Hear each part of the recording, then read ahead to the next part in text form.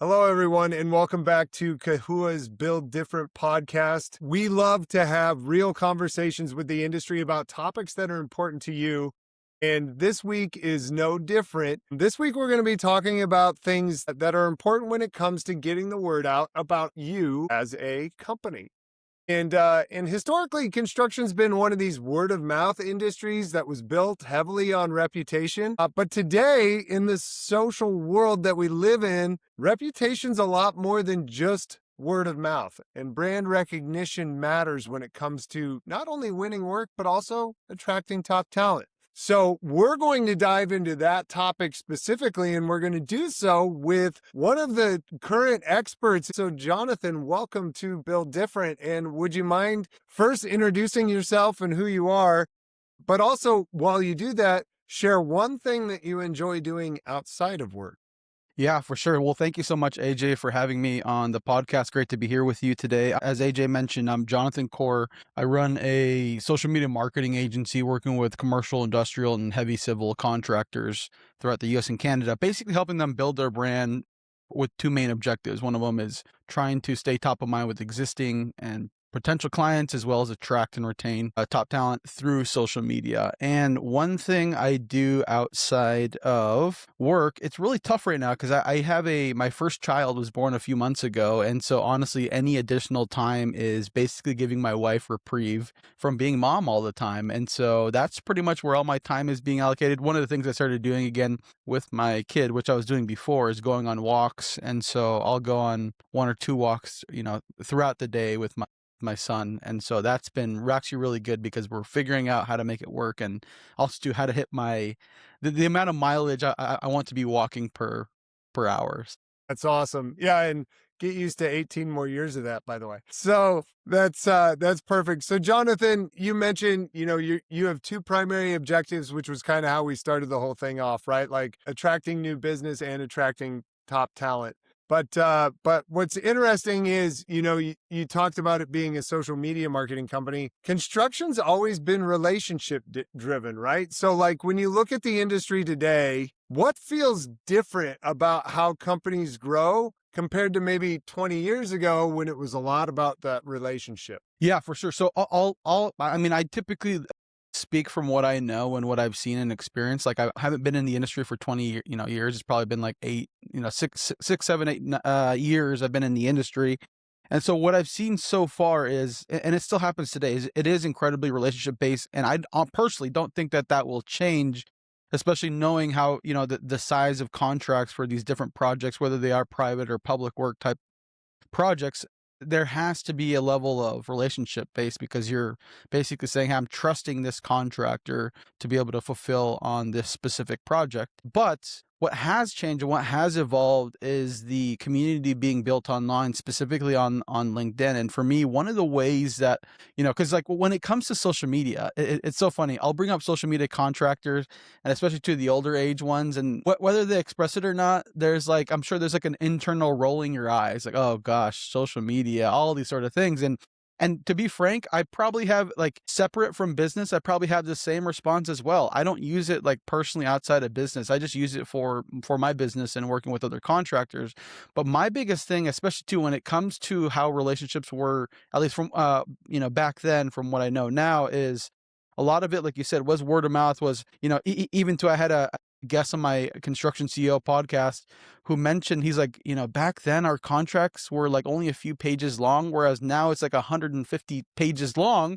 And so it's obviously changed more and more, from obviously trying to de-risk. But the biggest thing I know, and that won't change, is, like you said, the word of mouth, relationship based. But for me, the way I look at social media, especially from a client attracting perspective, is social media is like doing business development at scale. So what ends up happening, especially too for a lot of these contractors, is you're going to networking events, you're going to association events, you're going to try to have coffee or lunches with your ideal clients or existing clients, or go to happy hour. You're like, and that's great.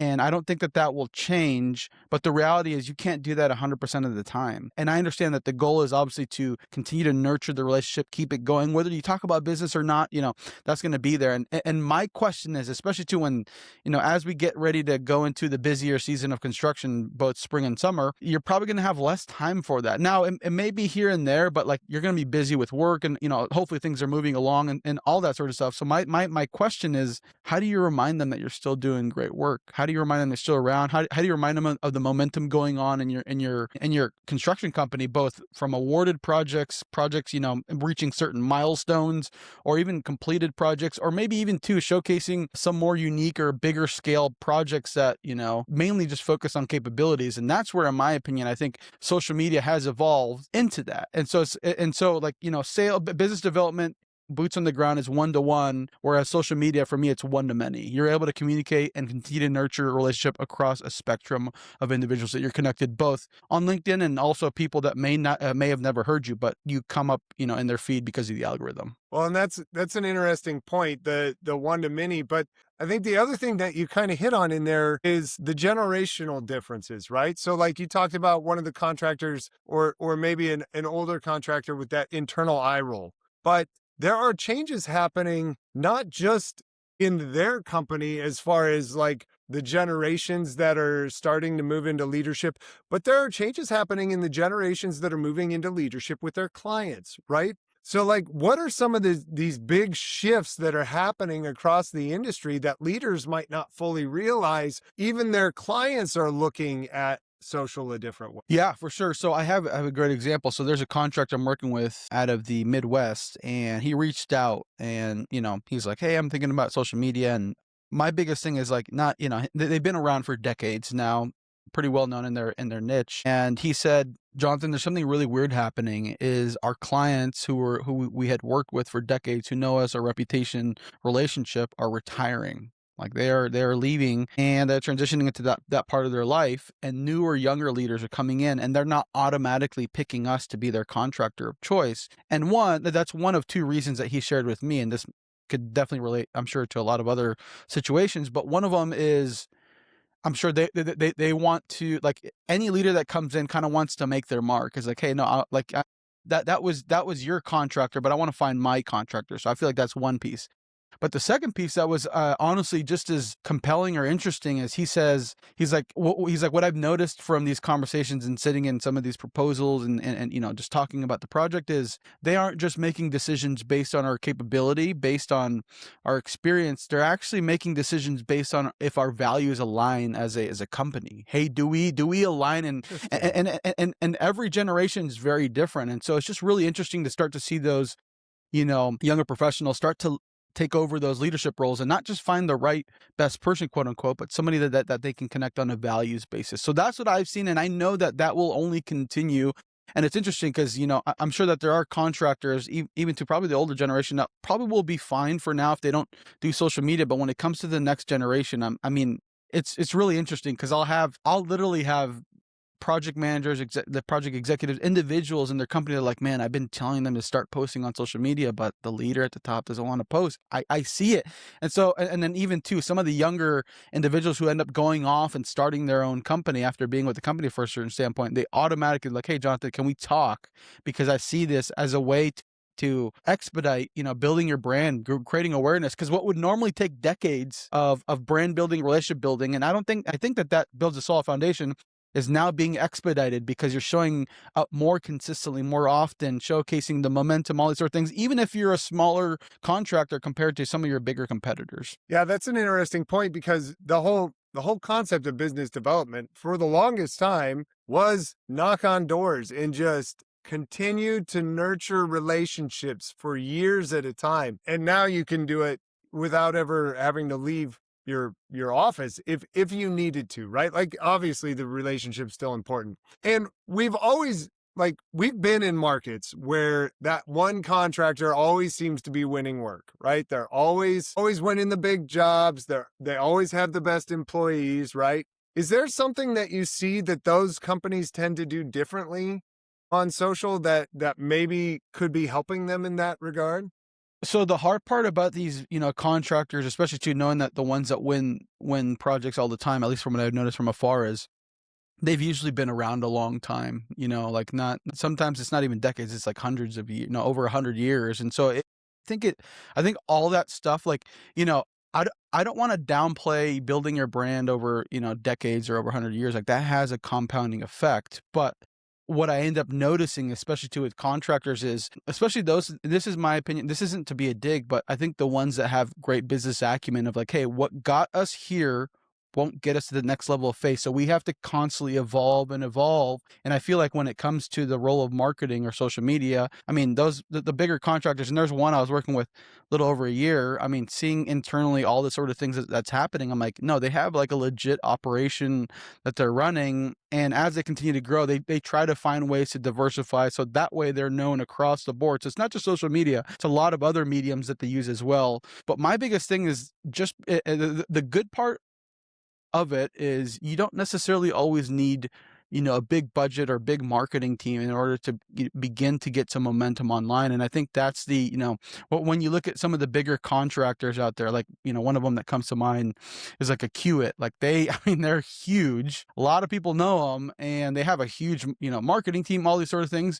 But the reality is I've seen smaller contractors, both ones I've worked with as well as, a one person marketing team, have the output or impact just as much, on social media as well. So that's where for me, I think the thing I love about social media is it kind of levels the playing field because anybody can just start posting on content. Now, obviously, the quality of the content is going to come into play as well as the uniqueness or scale of projects. Those sort of things will be a little bit more dynamic depending on the size. But in my opinion, when it comes to the bigger contractors, I think the biggest thing is like setting aside, okay, this is my personal preference. Because like I said, initially when we started this is I have my own perception personally about social media in a personal use case scenario, not from a business so, but at the same time, I realize I have to set aside my own preconceived notions or biases about it and see, hey, is this a mechanism or a lever I can pull in order to grow my business? And especially too, for someone like me, who when I first started, I was just a one-person team and I was just posting content on social media. I mean, I've now gotten to work with national GCs, regional GCs, specialty contractors throughout the US and Canada, all because I just posted content on social media and it resonated with the ideal person. And so my thought is someone who's like a one or a small, now I'm just a small team. If someone like myself can get in front of these, incredibly capable and competent, construction executives, I mean, how can contractors not do the same for their ideal clients? Right. So there's an interesting trick to that, though, right? Because, like, construction, in my opinion, construction has a really high BS meter, right? Like, we can see through the crap pretty quickly. And it's an industry that's built heavily on trust. And you mentioned the contracts earlier that are constantly changing and evolving because we're getting to a point where we can trust each other less. So when it comes to posting online and being effective with that and not coming across as salesy or gimmicky or fake or phony, like all those things, do you have, when you're coaching folks, do you have some tricks or some tips to build that trust faster, um, through the way that you post content or the way that you create your content? Because like you said, the quality matters. Yep, for sure. Yeah, so for us internally, we have like a framework that we use for content with all of our clients and we call it people, projects, purpose, and there's specific like that's like the fundamental like three pillars that we use for from a content perspective. Obviously, people is both, people you've brought on, people you've promoted, people that you're looking for, all like it kind of covers that basis and things like that. And then the projects, obviously you have like the awarded in construction, post-construction, and you have certain milestones, like depending the groundbreaking, topping off, these different milestones that specific projects can have. So a lot of contractors tend to, well, I would say a majority live in that projects, sort of bucket. And then you have some who, diversify into the people bucket. But in my opinion, the third bucket, the purpose bucket, which another way of thinking about it is thought leadership, is like, hey, how do you see the world? How, when it comes to a topic like safety or leadership or mentorship or, your career, workforce development or the trades, like what is your specific thought or take on it? And so the way we work about that with our clients is we meet with them on a monthly basis. And so I guess like I'll share what any contractor can do within their own company. But I think the biggest piece that has helped us is And for me, being a former in-house marketing manager myself, there's a different dynamic when I talk to the executive as an employee of theirs versus an actual partner or vendor. It's just a different dynamic. And so for me, I get the guard down a little bit more, and then I begin to ask specific questions. And so sometimes some of them may be just off the cuff, depending on what they share throughout the meeting. But sometimes it's a little bit more pointed about, like, okay, so, like, for example, like, there's a GC I'm working with out of the Northeast, and I'm like, there's a lot of preconceived notions about GCs, both them having their back or like maybe being slimy or all these sort of things. I'm curious, how do you go about combating that? How do you build trust? Like, what does that actually look specifically for you to basically leave those little nuggets of trust here and there, so that by the time it comes to decide whether they want to do the project with you or not, they have enough trust to be like, okay, they've value engineered or value added, to me, and they feel like they've been honest. And so as they begin to share, some of this stuff may seem very elementary and basic, but my biggest thing is what I'm trying to look for is, one, the tone and the language that they use, and then two is Mhm. the substance of what they're saying. Because it's one thing, like, there are the bigger contractors out there who do have marketing teams, and sometimes when I read the content, it just feels very cold and stale and corporate. Like, you're saying all the right things, it just has no flavor to it. And so for me, I'm not compelled to read it, versus like, hey, how do we sound? And that doesn't mean we need to go off and sound like somebody we're not. No, but my biggest thing is, every contractor, every company has a tone of voice or specific voice, unique voice that's unique to them. It's like, how do we capture that, and then both capture that as well as share the substance of what they're saying? And so that's what we end up doing on topics like, the more recent one was Women in Construction Week. We have Safety Week, Yep. showing up here in early May. Like I mentioned before, there's topics around mental health or the trades, or just so many different topics that we can unpack. But all of it ultimately goes back to, what's your goal as a contractor? Like, what are you trying to accomplish? Because at the same time, you obviously don't want to give your opinion about everything. So it ultimately always has to come back to, why are you posting to begin with? Is it the client-facing piece, or is it talent-facing piece? And then from there, that basically gives more of a nudge towards the type of content that we end up creating. Yeah, and then I think there's also, like, we're talking a lot about what seems to be the corporate page posting, right? Yeah. But there's a lot to be said about maybe leadership's visibility too, right? So, like, how can owners or executives or what have you of the company be more present and amplify that corporate voice?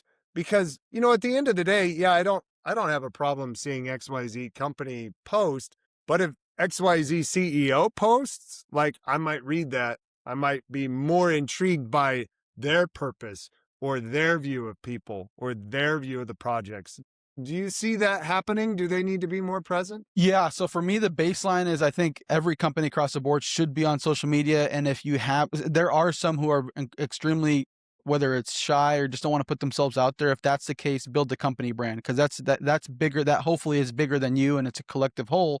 But if you're willing to put yourself out there, the personal brand play is incredibly powerful, because, like we were saying at the beginning of this, it's all about relationships. And so it's one thing for content to come out and be like, okay, yeah, Kahua is posting this content. Yeah, but when AJ posts specifically, I have more deeper roots with AJ when you're posting content, and I like you, and I trust you. And so my thing is, I'll be more compelled to listen to something knowing that, hey, you created this content, versus, and not to downplay marketing teams or agencies or anybody that's creating content, but it's just a different level of roots. And one of the compelling reasons, like, for me, my biggest thing is, contractors may be like, okay, well, why should I do this? So I think it was over a year or two ago, I did a spotlight on Bob Clark from Clayco, the founder of Clayco out of Chicago. And I spotlighted mainly because he's super active, just showing, even though he's now in I'm sure, like, just the chairman or something like that, some sort of role where I'm sure he's involved, but at just more at a high level, but he's still active in posting. And so I made a spotlight about him, and he commented on my post. He basically said something along the lines of, like, he's like, me posting as the executive has opened so many doors, and it actually was the what opened up the door for one of our biggest clients in Microsoft, and being able to build with them, all simply because he posted content on social media.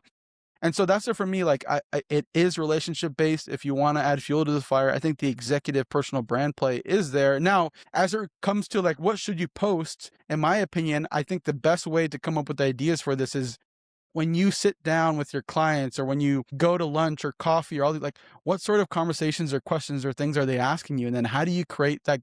How do you do you allow for that one-on-one relationship to go from one to one to one to many? Because the reality is, if they're asking this, there's likely other clients who may be asking or want to interact or thought it was really interesting that you shared this nugget or perspective. And that's the way I would start by going, especially if your goal is the business development slash like client attraction route. So let's shift that for a second, right? Let's change to your other priority, the talent development or the growth or the scalability of the company, right? Are there things that those executives or leaders can be posting like, this is XYZ company through my eyes, or this is what I believe our purpose is? Like, how do you think the next generation of construction leaders, that CEO or even other executive level positions, should approach growth differently than maybe their previous generations? Yeah, and just to clarify, you're talking about the personal brand Yeah, play. the Is that personal okay? Yeah, yeah. brand play toward talent, right? Like Yep. toward scaling the company. Yep. So there's a company, are not necessarily in this industry. They're in industry adjacent, so they're in mining, and the founder Keaton Turner of Turner Mining Group. So they started posting content. I think it was like 2017, 18 ish. And I think it was a few years ago, they did this whole study. They basically, I think it was over, I'll just ballpark, it might have been more, but over 10,000 applicants to their company. And keep in mind that they actually vetted all the bots, they vetted people overseas, but they basically narrowed it down to this. And it's really interesting because this individual, especially too, like if you just read or see any of his content, like he's just sharing how he's going about building his business, the good, the bad, and the ugly, the lessons learned. He's basically sharing how he sees the world and how he's going about leading this company. And I think, in my opinion, the thing I like about that, one, sometimes some people don't like to ruffle the feathers and be like, okay, well, let's be all things to all people. But in reality, if you do that, your message kind of gets muddied, and like if you have no Right. specific angle or approach, you kind of just blend with everybody else. But in this case, the reason I like this approach is, especially for leaders, and this is what I would suggest, is take a specific stance. Okay, what are you for? What are you not for? Because ultimately, your goal as a leader is to hopefully attract like-minded individuals who are like, I relate with that. Or also, too, in the contrary, being like, yeah, I don't relate with how he does business, or how this, how she does business, or how this person does business. And as a leader, my thoughts are like, hey, showcase under the hood. What's the process for career development? What are you guys doing behind the scenes?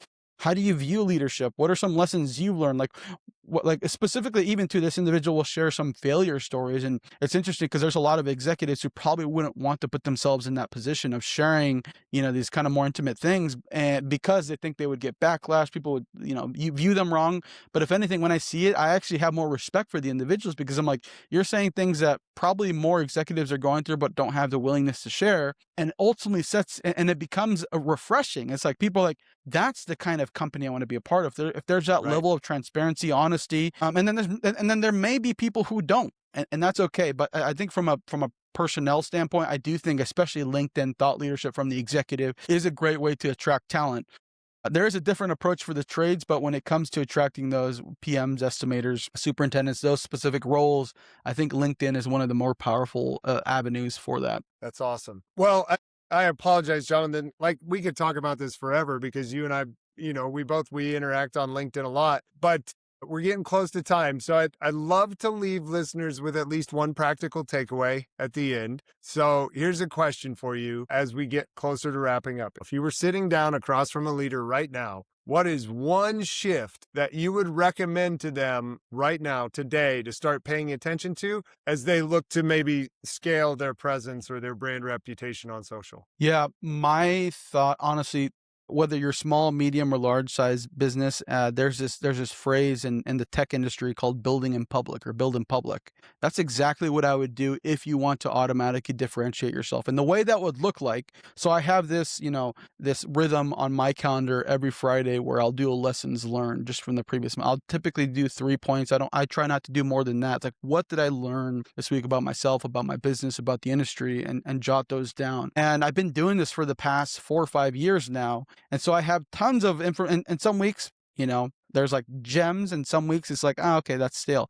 But the reason for this is I wanted to develop this, one, to kind of just be able to track the growth and how I'm evolving as a leader, but then two, hopefully have ideas for posts. And so this is honestly what I would suggest contractors do, is just, it doesn't have to be super long. It could be 10, 15 minutes. Write down the 3 things that you learned about your business, about your clients, about the industry, just anything that might be helpful, that was really helpful and interesting to you. Don't think about anybody else, just yourself. And consider one of those three options as a future post. And then for me, then I would just start writing and posting, at least at a minimum. You could do once a month, once every other week, even once a week if you have enough, if you want to put yourself out there. But I would at least start at a minimum. If you post once a month, a really high quality, well thought out post from those lessons learned or those insights that you get, I think you're in a good place to start. Now, what you'll see over time, especially too, depending on how honest and transparent you are, you may actually get the engagement and things like that. Like, well, maybe I should do more of this. But just to get your feet wet, I would do something like that and get started. But build in public,